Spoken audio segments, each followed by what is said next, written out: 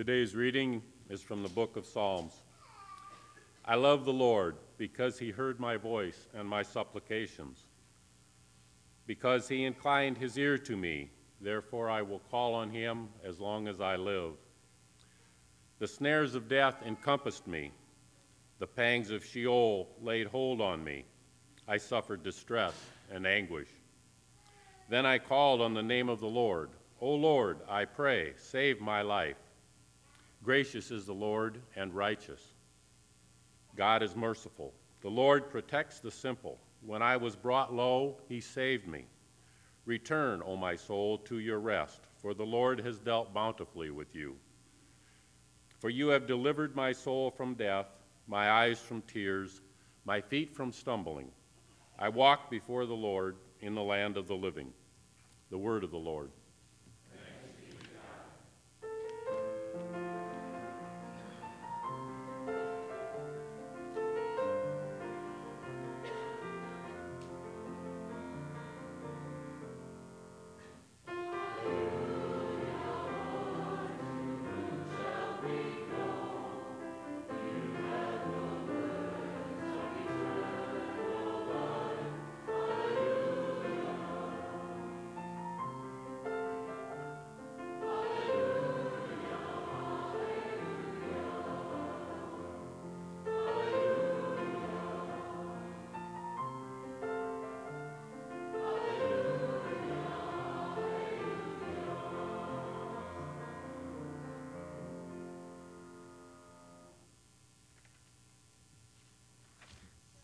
The second reading is from the Gospel of Mark. In the Gospel, Peter recognizes that Jesus is Christ, and Jesus then describes the true nature of the ministry of the Son of Man and what it means to follow in his way. Jesus went on with his disciples to the villages of Caesarea Philippi, and on the way he asked his disciples, "Who do people say that I am?" And they answered him, "John the Baptist, and others Elijah, and still others one of the prophets." He asked them, "But who do you say that I am?" And Peter answered him, "You are the Messiah." And he sternly ordered them not to tell anyone about him.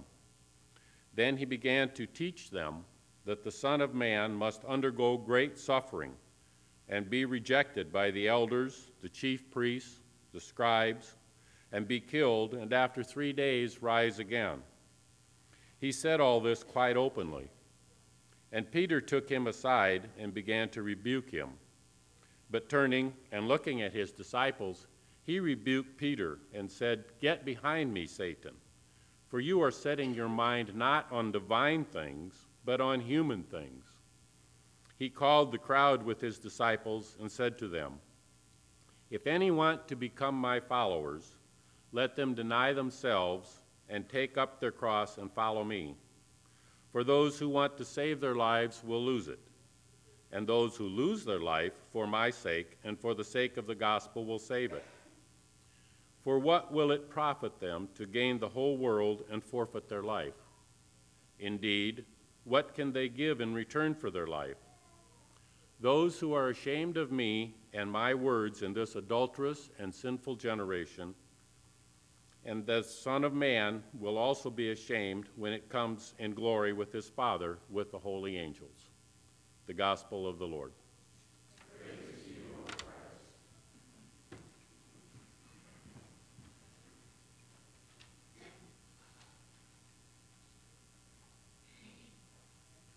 Grace and peace to all of you. In the name of the Father, and the Son, and the Holy Spirit. Amen. Well, it's Rally Day Sunday here at LCR, and I'm looking forward to all of the events of the morning. We've got our favorite team shirts on. Hawkeye, team shirt people, stand up for me, would you? Let's see who you got.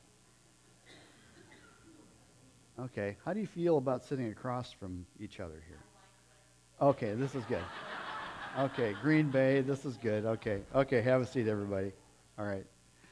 Rally Day Sunday, and we call it Rally Day simply because we're all rallying together, not in opposition to each other, to get started into this program year of the church and get some energy into everybody. And so we have a picnic, and we have Sunday school starting, and we have lots of games that are going to be happening, and we even have karaoke. And I'm excited to hear some of you do some karaoke out there. Various activities going on, all to hopefully bring us closer to each other and closer to God, closer to Christ. This is the time of the year also when a lot of other things start up. You know, we have our football games, college. We have a lot of high school and elementary and junior high school activities. I was listening to one of our church families the other day, and they were telling me all of what their kids were involved in, and I couldn't believe how many things one child could be involved in, but there was a lot of stuff, you know. I know that there are sports happening, there are music groups that are starting up, there's dance, there's theater, there's even, and I hope I get this right, Lego competitions. You guys know about it? I didn't know about that until just recently, Lego competitions, but I think that's pretty cool. But at any rate, there are so many things that are happening right now.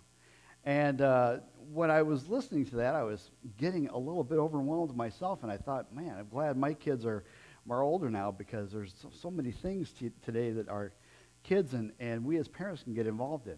Now, I'm looking out at all of us, and I see that most of us probably don't have kids at home anymore, right? And yet some of us do. But grandparents, I would bet that you feel a little bit overwhelmed sometimes with all of the activities that your grandkids perhaps are in these days.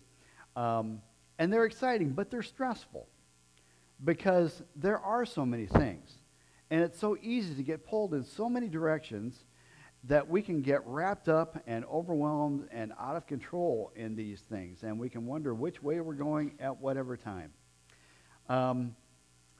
When you consider your schedule these days, and grandparents, I think of you maybe going to visit all of your grandkids' events, do you feel pulled in a variety of directions? Do you feel pulled this way and that way? Or perhaps there's some other stressors in your life that are overwhelming or making you feel a little bit chaotic? I don't know. I think a lot of us do. So this is our question of the day. And you have my infamous minute and 37 seconds. I'd like you to turn to a partner and share one stressor or something that perhaps is a little bit overwhelming or challenging your spirit. So, go.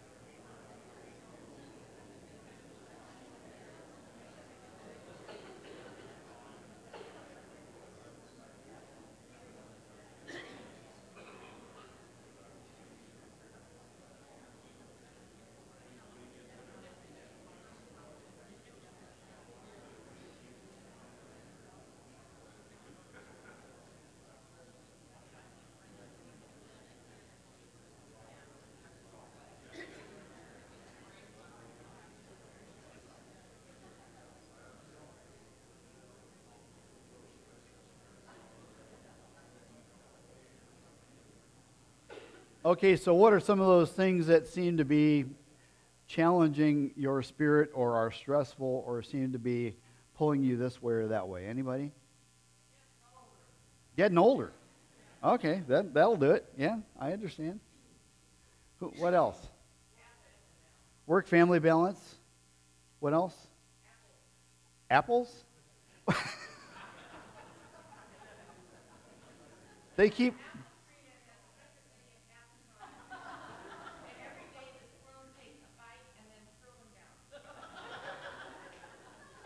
So what day and what time do you want us all to come over to your house? Okay, all right. Anything else? Health? There are a lot of things, aren't there? All the shootings, sure. A lot of things pull on us, tug on us. Well, our gospel reading for today is one in which Jesus is recognizing for his disciples some of the challenges in their world, And he's calling them away from those things that seem to take over them, would distract their mind, and calling them to a deeper level of relationship with him. He's helping them to see that belief in him and commitment to follow him and know him more deeply is a way toward getting rid of all of those distractions in life and finding meaning and a way of life in him. So we enter into this scene this morning in which Jesus is traveling with his disciples into Caesarea Philippi, one of the outermost points of Roman-occupied Israel. And this is a place that marks the boundary, really, between the Holy Land and the Gentile world, or the land of Yahweh over against the vast Roman Empire of Caesar. Now, if you look at those bodies of water, look at the northernmost point, and Mount Hermon is up there, and Caesarea Philippi is 20 to 25 miles north of there. The city was built on a limestone terrace in the valley at the base of Mount Hermon, of the Sea of Galilee, and it was built by Herod, enlarged by Philip, and named after Caesar, with his own name added to distinguish it from Caesarea. Caesarea Philippi is the location of one of the largest springs feeding the Jordan River. And let's go to that next slide, if you will, please. It's quite a lush area, as you can see from these two pictures. There was an abundant water supply, which made the area very, very fertile and very attractive for worship. In fact, pagan worship and Hellenistic worship. There were very, very many temples that were built in this city in that Hellenistic and also the Roman period. And if we go to that next slide, this spring is called the grotto, or the spring is not called the grotto, but this spring emerged from a large cave which became the center of a pagan worship practice. It's called the Grotto of Pan. Beginning in the 3rd century BC, offerings and sacrifices were cast into this cave as offerings to the god Pan. And here we see sacred niches in a rocky escarpment with that held statues of the deities of that city. And there were depictions of coins, or depictions of this on coins of that city as well. In addition to that, Philip had his image placed on a coin issued around 29 to 30 AD, and which was considered idolatrous to the Jews. And so all this is to suggest to us that there were a lot of cultural and religious pulls on the people, particularly of northern Israel, but of all Israel. I mean, they were Roman occupied these days, and so particularly at the very outstretches of their territory, there were a lot of influences on their lives. And I can imagine that in that day, these were the things that stressed on those people's minds. These were the things that threatened who they were. While Jesus never entered this city, he took his disciples to that region for that purpose, because by this time Jesus had performed some impressive miracles and more remarkable healings, and people were beginning to talk about who he was. And Jesus desires to lead his disciples into that deeper knowledge and understanding of who he is over against these many other ways and people and thoughts that would lead them in another direction. So, he comes to this point and asks that million-dollar question, who do they say that I am? Who do they say that I am? And Peter, of course, who is the every person, he responds.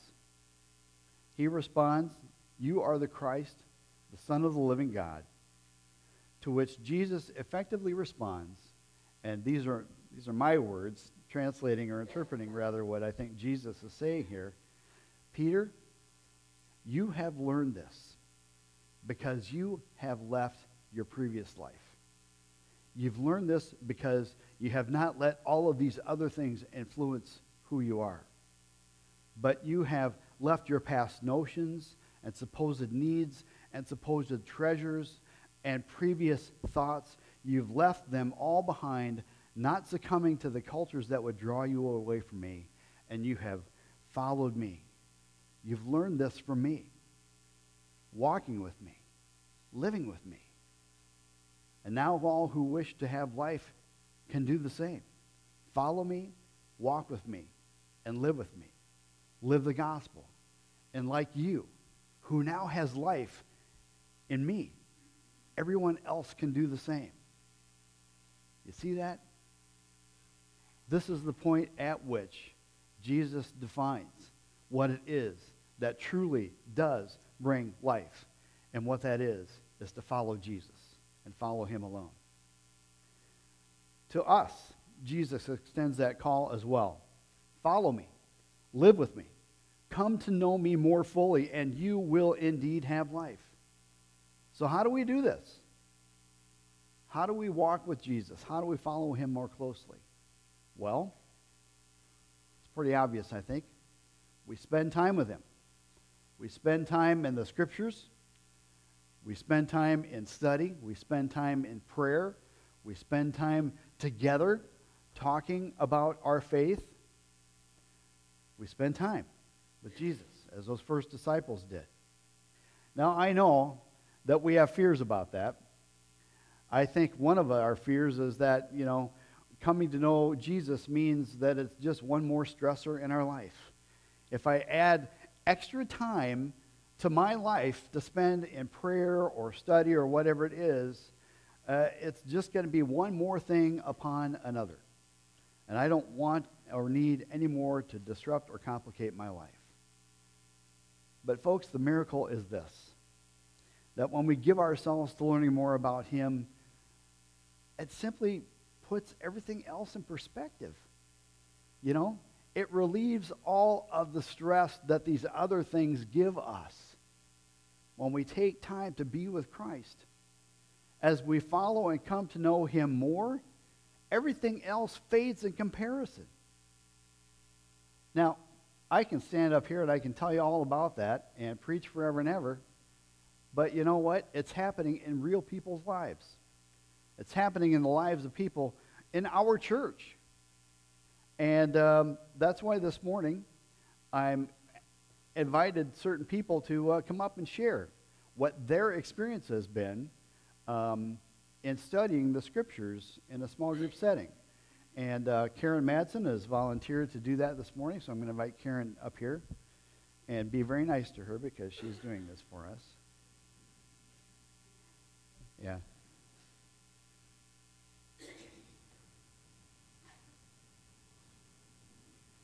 So I'll reiterate the question for you again, Karen. What impact has small group Bible study had on you in your life? Okay. I'll let you share with it. Thanks.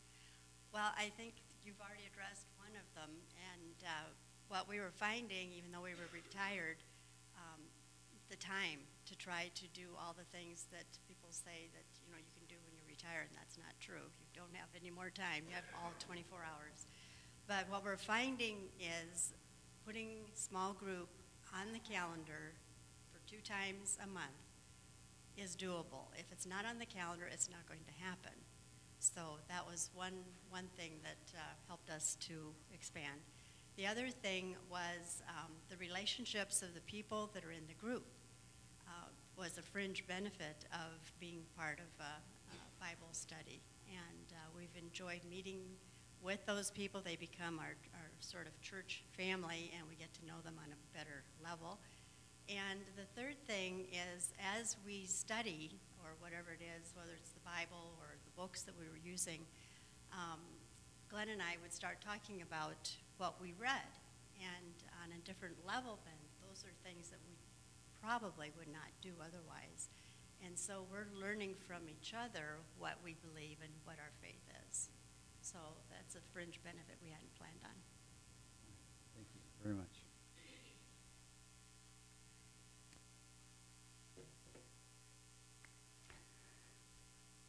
There are lots of opportunities that are starting up at this very time, and you're going to see them on the screen. Our Pathways small groups, we have 10 groups running right now, either running or starting up, And I'd like you to take a look at these.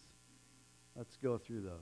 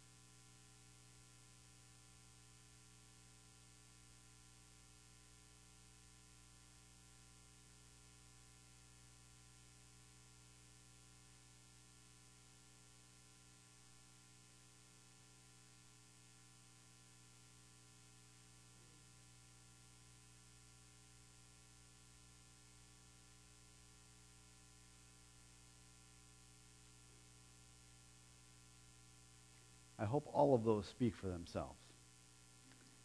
I don't think there's a one of those offerings up there that doesn't appeal to one of us. There's a lot of things there. A lot of opportunities for us to get to know Jesus even more. And, you know, we've been publicizing these things for quite a while now, and I need to give thanks to Donna Dennis and Linda Erlinson for a lot of work that they've done on this, as well as the Adult Faith Development team. But it's more than Adult Faith Development team and work and classes. This is really about getting to know Jesus, about getting to know him closer, about following him more. As we strive to learn about who he was when he walked this earth, as well as drawing from his Spirit in devotional practices of prayer and becoming more like him in our lives, we have greater peace. We find greater meaning in our life. We find direction. We find fulfillment. Jesus just didn't call disciples back then in the area of Galilee. Jesus is calling disciples here and now. And he's calling us to go even deeper with him. Jesus is calling you. Follow me, he says. Learn from me. Live with me. And you will have life. Amen. Please stand for